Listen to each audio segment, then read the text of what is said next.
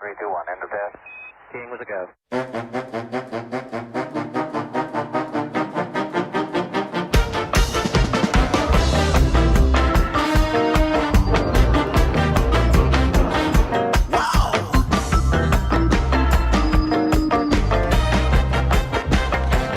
Well, hello there, and welcome to another edition of Warbird Wednesday. My name is Fred Bell. I am the Vice Chairman of the Palm Springs Air Museum.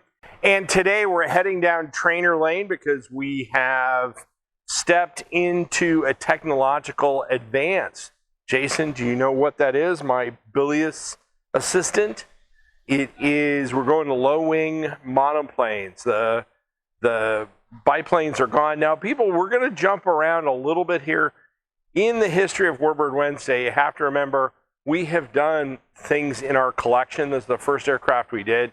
So a T6 and some of these other trainers we have included. So I'm going to move around a little bit. This trainer, I'm going to tell you a little bit later in the segment, does have a connection to one of the aircraft that we've already done on Warbird Wednesday many, many moons ago. But I guess I'm standing in front of a Corsair. The hat thing kind of works. I'm going to go ahead and get it off. There we go. A high toss there to the Jason. He grabs it. We're talking about the North American, the BT-9. The BT-9 is that step away from these biplane, kind of very slow aircraft. The BT-9 had a top speed of 170 miles an hour. I am going to use a pea shooter, which actually is kind of comparable technology to that North American product, at least in some of the design thoughts. To fill my hands here, now the BT-9 went 170 miles an hour. It had non-retractable landing gear. The control surfaces were fabric covered, which that stayed on for quite a while, but a lot of the aircraft was fabric covered. With that non-retractable landing gear, it had some handling characteristics we're going to talk about, and then it migrates to a lineage into some of the stuff that we had that we have covered previously on Warbird Wednesday in our collection. We're on to the Fairchild PT-19A. Now ask yourself a question when we make a technology change, and like we went to a low-wing aircraft. Why does this happen, and what happens in trainers? Well, the reason that the trainers are changing is because the frontline aircraft are changing and the technology is changing. It is no different than, let's say, a T-28 with tricycle landing gear. Why were they moving to a T-28 with tricycle landing gear and they got away from tail draggers? Because, Jason, what's the difference? Jets. Jets all have tricycle landing gear.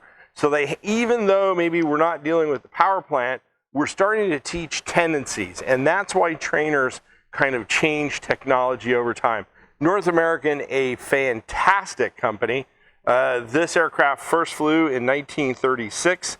There were 260 of them built, so they're not a small build, but they were not, as a trainer, they were not docile. And I'm going to talk about that a little bit in the back of this segment. But first, I'm going to pause, and my salute today is all of these pilots that trained in this. Now remember, you have no real navigation aids. A lot of times you're just dead reckoning. You're going by compass. Maybe you're looking for geography. You have nothing. All of those pilots that went through this and actually got on. And remember, a lot of these folks in this aircraft are going to be pre-war. So they're in those early, Wildcats or early versions of P-40s, and they are completely outclassed by the Japanese or the Germans. Depending on what they run into, they are absolutely outclassed. And so those are the folks that I want to salute today. If you were a pilot and you were an interwar pilot that ran into World War II, which is the best way I can describe it, a lot of them, we lost quite a few of them because the tactics, the training, the equipment wasn't up to par, and we need to salute those folks. Today I'm going to do it with Dublin, Texas Orange Dream soda. You know, I was just in San Antonio. I didn't see this product.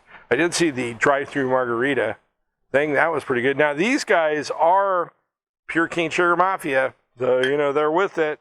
180 calories, usual suspects. You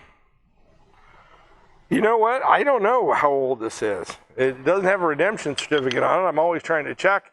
We're going to wait. Oh, a slight fizz, but not much. Jason is waiting here to see what the verdict is. And I salute all you pre-war pilots, whether you went to bombers, fighters, patrol aircraft, wherever. If you once you got thrown into World War II, you had a tough go of it. I salute you.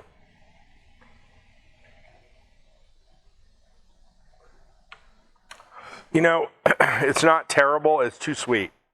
But it is cold. So another drink there.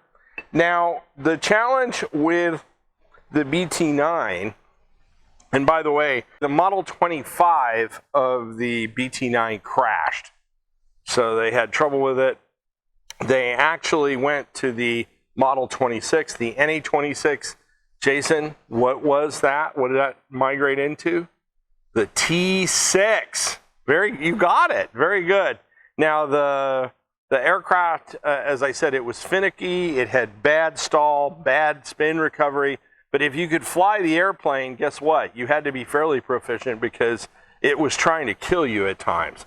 So the challenge with that, there are a couple of the aircraft that have survived, but the ones that I'm aware of that are on display are actually Yales, which is another version of the airplane, and not the BT-9s. I don't know of any BT-9s, actual BT-9s that are on display. I think they faded into history. Now, if you are at home and you are trying to stay out of the heat, which we're trying to do here in Palm Springs, it is miserably hot, you can make this fantastic puzzle. Look at this. This has got all kinds of great stuff in here. Total transition from Zeppelins to biplanes, everything else. This is something you need. So if you want to click on that link, go ahead and click on that. Jason will happily run down to the post office and mail you one of these in his summer garb, lightly clad, sweating all the way. He'll take care of it for you, but you really need this. I think this is pretty cool.